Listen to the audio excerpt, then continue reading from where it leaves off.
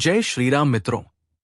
आज हम आपको बताने वाले हैं कि बोर्ड के परीक्षा हो, सीबीएसई बोर्ड हो, आईसीएसई बोर्ड हो, स्कूल की परीक्षा हो, इंटर की परीक्षा हो, ग्रेजुएशन और पोस्ट ग्रेजुएशन कोई भी एकेडमिक परीक्षा हो, ऐसे कोई भी परीक्षा को अगर आप दे रहे हैं तो आप 100% नंबर कैसे पाएंगे? ऐसी तकनीक आपको आज हम बताने जा रहे हैं। चाहे आप बहुत अधिक पढ़ने वाले छात्र हों, जैसे कुछ छात्र पूरा मन लगा करके पढ़ते हैं, कुछ छात्र उतना मन लगा करके नहीं पढ़ते हैं, लेकिन पढ़ते हैं तो यदि आप थोड़ा भी पढ़ते हैं तो आप तब भी चाहे तो 100% नंबर ला सकते हैं। इसके विषय में आज हम आपको बताने वाले हैं, तो इस वीडियो को आप अंत तक अवश्य देखें, जिससे कि आप इस वीडियो को देखने के बाद ये समझ पाएंगे कि हम आने वाली परीक्षाओं में कैसे 100% अंक प्राप्त कर सकते हैं। अधिकतर आपने देखा होगा कि हम जब प्रश्न पत्र लिखना प्रारंभ करते हैं, परंतु समय पूरा हो जाता है और हम पूरा प्रश्न पत्र समाप्त नहीं कर पाते हैं।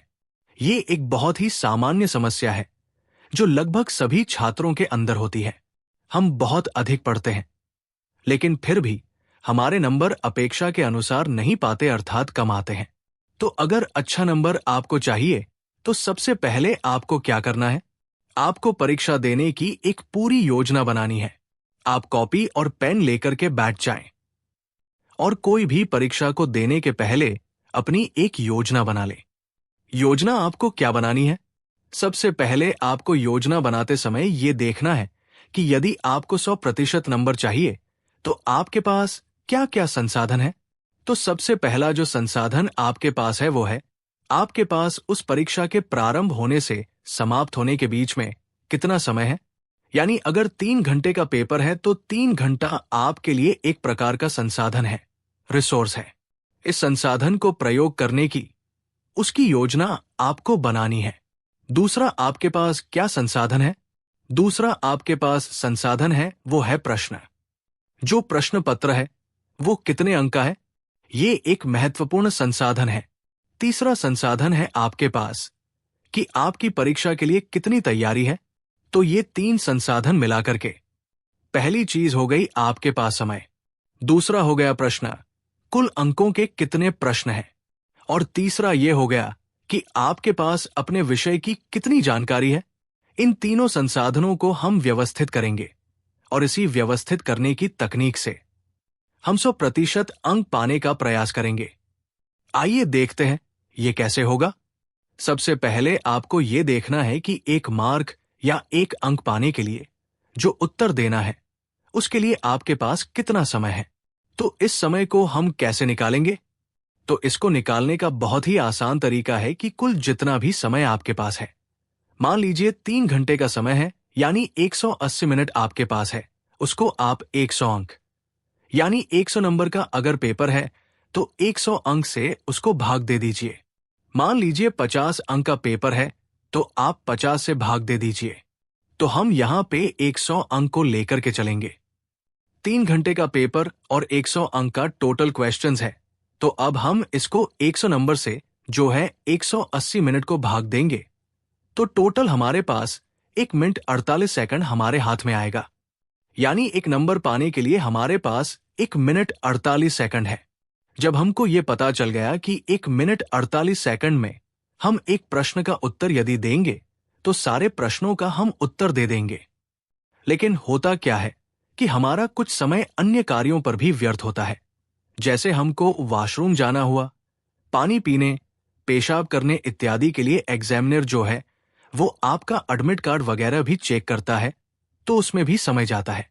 इसके अलावा हम पेपर को पढ़ते हैं, उसमें भी समय जाता है। तो ऐसे कुछ समय को हम निकाल देंगे, इसलिए हम 1 मिनट 30 सेकंड ही अपने हाथ में लेकर के चलेंगे। इस प्रकार से परीक्षा में प्रश्न पत्र को हल करने के लिए हमारे पास 180 मिनट में से 150 मिनट है और अतिरिक्त हमारे पास 30 मिनट है, जिसका प्रयोग प्रश्न पत्र लिखने के अतिरिक्त भी अन्य कार्यों के लिए किया जा सकता है। अब 1 नंबर के लिए उत्तर लिखने के लिए आपके पास 1 मिनट 30 सेकंड है। यदि आपके पास कोई प्रश्न 4 अंक का है तो 1 मिनट 30 सेकंड गुने 4 अर्थात 6 मिनट आपके पास है। हमको अब ये देखना है कि कौन से प्रश्न ऐसे हैं जो हमारे पेपर में है, जिसका उत्तर हम बहुत आसानी से बिना सोचे, यानी बहुत हमको उसमें विचार नहीं करना, हमको आते ही है।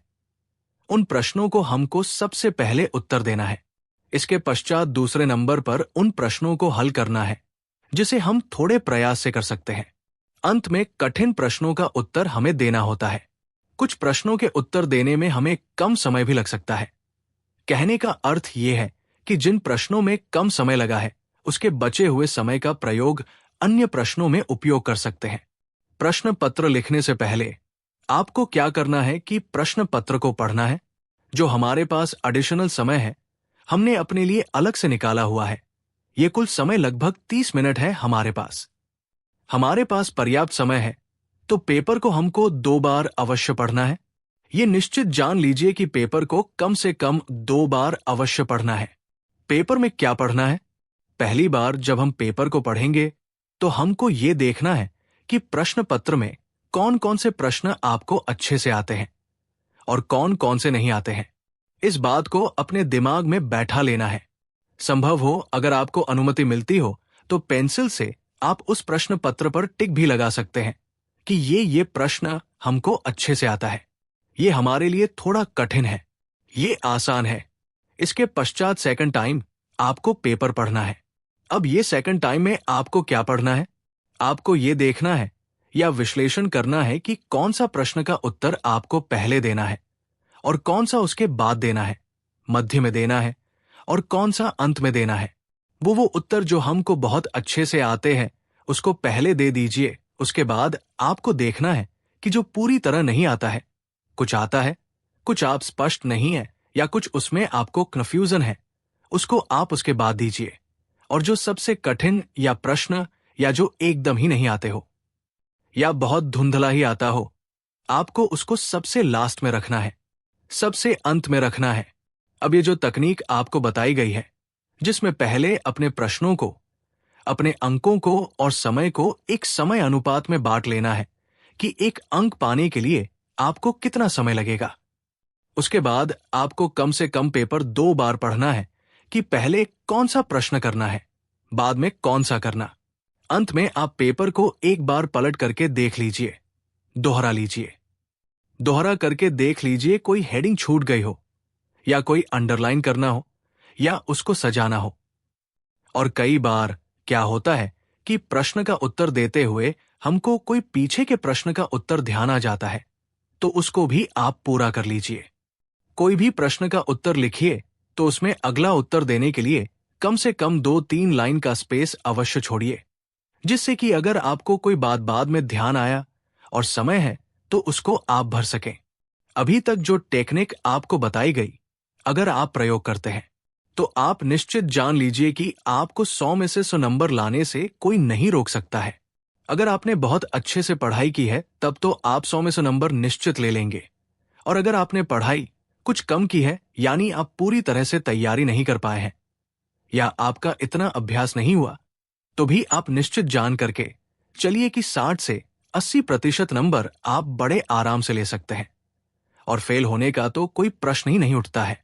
चाहे कोई भी परीक्षा हो, यदि एकेडमिक परीक्षा है और आप परीक्षा देने वाले विद्यार्थी हैं, उनके लिए ही ये जानकारी दी गई है। इस जानकारी को आप अधिक से अधिक लोगों तक शेयर करें। ये वीडियो आपको कैसा लगा कमेंट करके हमें अवश्य बताएं। परीक्षा के विषय में और कोई जानकारी चाहते हैं तो भी हमें कमेंट करें। अगले वीडियो तक के लिए जय श्री राम।